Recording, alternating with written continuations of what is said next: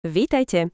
Dnes sa pozrieme na jednu takú veľmi praktickú vec z podnikateľského života. Čo robiť, keď si konateľ alebo konateľka slovenskej SROčky zmení priezvisko?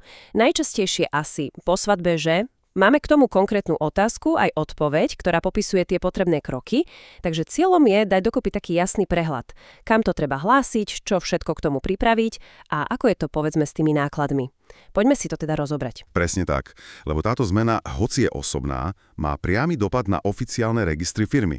A je naozaj dôležité vedieť, ako na to správne, aby potom neboli nejaké komplikácie. Dobre, takže poďme na to. Prvá vec teda je, kde všade to treba nahlásiť. Nestačí si len vymeniť občiansky a, v banke to zmeniť. Naozaj to treba riešiť aj vo firme. Jednoznačne áno.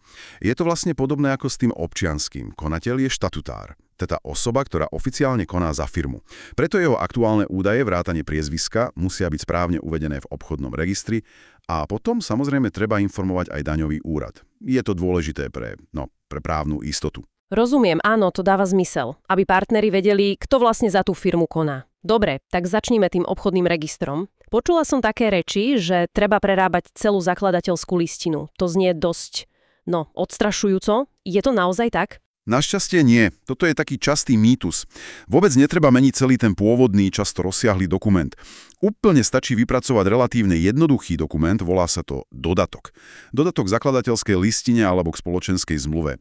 A v ňom sa len uvedie tá zmena staré a nové priezvisko konateľa či konateľky. Fajn, super, čiže len dodatok. A čo ďalej s tým dodatkom? Ako sa tá zmena potom reálne dostane do toho obchodného registra? Ten proces na súde, je to náročné? Ten dodatok je vlastne kľúčová príloha k návrhu na zápis zmeny údajov. Ten sa podáva na príslušný registrový súd. A k tomu návrhu treba priložiť aj potvrdenie, že bol zaplatený súdny poplatok. Tá výška sa dá nájsť na webe ministerstva. Samotné podanie, nie je to raketová veda, ale musí to byť formálne správne. Preto sa často odporúča, ak s tým človek nemá skúsenosť, zvážiť možno nejakú pomoc. Lebo ak tam je chyba, súd to môže zamietnúť a poplatok prepadne. Chápam. Čiže radšej na istotu, aby sa to nemuselo robiť a platiť dvakrát. Dobre, máme teba vybavený obchodný register. Čo ten daňový úrad? Kedy a ako ho treba informovať? Hneď po podaní na súd? Nie. Tu je dôležité počkať. Daňový úrad sa informuje až potom, keď už je tá zmena reálne zapísaná v obchodnom registri. Až keď to súd potvrdí a vykoná zápis. Neskôr.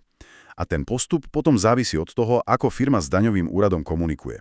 Ak elektronicky, tak cez portál finančnej správy. Tam je časť register. A tam sa podá oznámenie. Je dobré priložiť sken nového výpisu z OR alebo aspoň ten dodatok.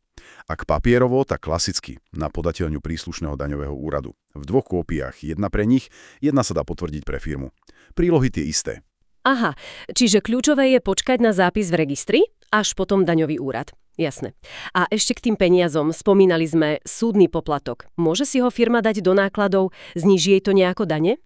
Áno, presne. Táto informácia je správna. Súdny poplatok za zápis tejto konkrétnej zmeny do obchodného registra sa považuje za daňovo uznateľný náklad. Pre tú SROčku samozrejme. Takže áno, znižuje základ dane z príjmov. Pripraviť dodatok k zakladateľskej listine alebo spoločenskej zmluve. Druhý krok, podať návrh na zápis zmeny na registrový súd spolu s uhradeným poplatkom. Tretí krok, po úspešnom zápise v obchodnom registri informovať daňový úrad. A bonus, ten poplatok je daňovým nákladom. Je tak? Presne tak, áno. Je tu vlastne pekný príklad, ako osobná udalosť, ako svadba, priamo zasahuje do formálneho chodu firmy. A mať tieto údaje aktuálne, to nie je len nejaká byrokracia. Je to naozaj základ pre právnu istotu, pre dôveryhodnosť tej firmy. Ukazuje to, ako je osoba konateľa prepojená s tým právnym životom spoločnosti. Presne. A možno taká myšlienka na záver, okrem tejto, povedzme, administratívy spojenej so zmenou mena, aké iné osobné životné zmeny alebo míľniky môžu mať podobný, aj keď možno menej zrémy dopad na to formálne fungovanie firmy? Na čím by sa dalo ešte zamyslieť?